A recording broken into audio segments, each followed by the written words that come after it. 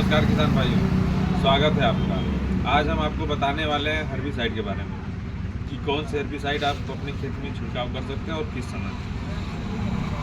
अगर आप अभी धान की जैसे नर्सरी अभी बुआई हुई है, अभी रोपाई में कुछ दिन हमारे यहाँ तो बाकी है, वैसे अगर 15 से 20 दिन बाकी हो आपकी रोपाई में तो आप ये 3 मैं हर्बिसाइड बता रहा हूँ, इनको आप प्रयोग करके अपने टाइम के अनुसार अलग अलग समय में।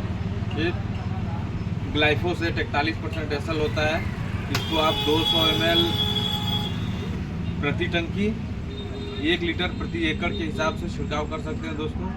और एक बात आपको याद रखनी है कि कोई भी दवा को आप स्प्रे करने से पहले उसको साफ पानी में अच्छे से घोल लें।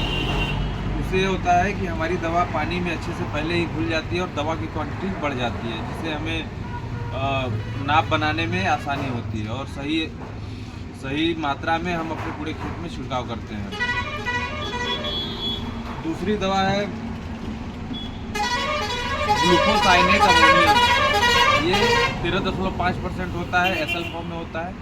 इसका प्रयोग हमें तब करना है जब हमारी रोपाई से 10 दिन का समय बचा हो, तो आप इसको स्प्रे कर सकते हैं और ये 4 से 5 दिन में अपना सारा रिजल्ट आपको देगी। और 150 से 200 ml टंकी 1 लीटर प्रति एकड़ के हिसाब से इसका स्प्रे करके आप अपने खेत से सारी घास फूस को ख़त्म कर सकते हैं।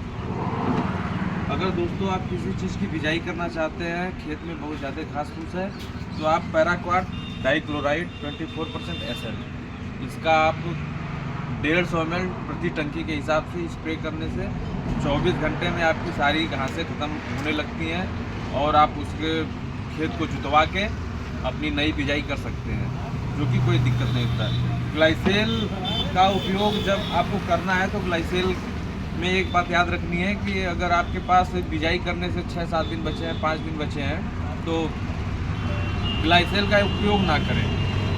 इसलिए ना करें क्योंकि ये इतनी हार्ड दवा होती है कि आपके खेत की मिट्टी को उबाल देती है और जैविक कुछ बैक्टीरिया होते हैं जो कि ऊपर में होते हैं वो ख़त्म हो जाते हैं, तो उससे किसान भाइयों आपको बहुत ज़्यादा नुकसान देखने को मिलेगा।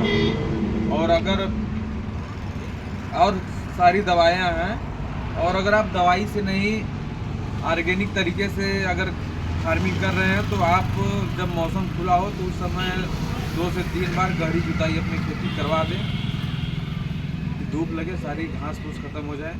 2-3 बार अगर ये प्रक्रिया करते हैं तो घास जम के ख़त्म होगी।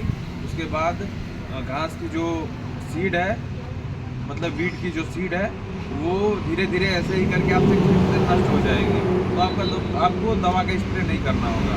लेकिन अगर किसान भाइयों आप लंबे फार्मर हैं तो आप सारी खेती को ऑर्गेनिक कैसे बना सकते हैं, इसलिए थोड़ा थोड़ा खेत को ऑर्गेनिक बनाइए। बाकी कुछ टेक्निकल दवाओं से आप रासायनिक खेती करके अपने जीविका को, अपने अर्थव्यवस्था को आप एक लेवल में रख सकते हैं। अचानक से ऑर्गेनिक में आने से किसान भाइयों थोड़ा घाटा, 2-3 साल घाटा का सौदा होता है। उसके बाद आप 5 साल के बाद जब ऑर्गेनिक में आप रहेंगे तो रासायनिक से दुगना आपको मुनाफा होगा। लेकिन वही दोस्तों आपका 2 से 3 साल जो है कि आपका टाइम में फालतू चला जाता है, इसको आप ध्यान में रखें। धन्यवाद दोस्तों।